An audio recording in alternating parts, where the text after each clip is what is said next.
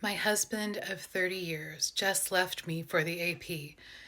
What do I do now? How do I cope with this? Ugh, gosh, such an incredibly heartbreaking moment to be in, right? I am so sorry if you're going through this, and I am just heartbroken that you have to deal with this after 30 years of marriage. It's very, very likely that your husband will be coming back. And while it doesn't happen all the time, it happens in the majority of cases where somebody leaves to be with their AP, especially after a long term marriage. Because once they start doing real life with the AP, buying groceries, paying bills, doing laundry, cleaning up cat barf, all this stuff, they're going to realize, wow, this isn't as fun and hot and sexy as I thought it was. This real life is going to burst the fantasy bubble that they've been living in, and things will not be fun and romantic and glamorous all the time. So he'll also likely realize all that he's lost by, making this choice, right? Loss of social status, loss of retirement savings, loss of a home, loss of respect from children. All of these things are going to put pressure on your husband, and it's very, very likely that he's going to want to come back. What you'll need to be thinking about is if you want that, if you want to take him back after so much, pain and damage. And that's really up for you to decide, right? Only you can decide if it's worth it to you to do that healing work. So, what can you do now? How can you cope with the pain you're in right now?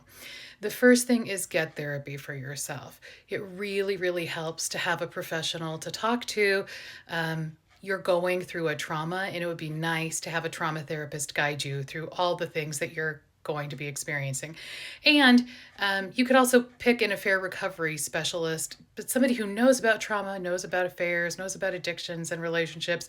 That'll be the right person. Look for somebody you can connect with. The next thing is to join a support group for yourself. You're going to need as much support as you can get through this difficult time. A lot of people benefit from going to an Al Anon support group because many of the feelings and situations that come up for people who are in recovery from alcohol or drugs are very similar to what's going on with affair recovery. So that might be the right fit for you. Give it a thought. Otherwise, there are different support groups online that could be, an alternative. Then tell your trusted friends and family members, maybe not everybody, start with a small group at first, about what's going on and get support from them. Make plans with them, meet up with them. Really try to challenge yourself to be with the people who love you and will support you. You'll probably feel like cocooning at home and being alone. Do this sometimes, but then challenge yourself to get out. We don't want you to become a shell of yourself and sink into depression at home. And the more you push yourself to be with people who love you, the better you should feel. Then also do things to keep yourself busy.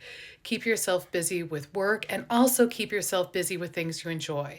If you haven't done something for a long time that you used to love, like, pottery or gardening or surfing, whatever it could be, get back into that. That'll really help you feel better. Then, of course, lots of rest. Definitely nutrition. Pay attention to what you're eating. That will help greatly. Be mindful of alcohol and caffeine and other stimulants. Get regular exercise. It doesn't have to be a ton, but a little walk every day would be good.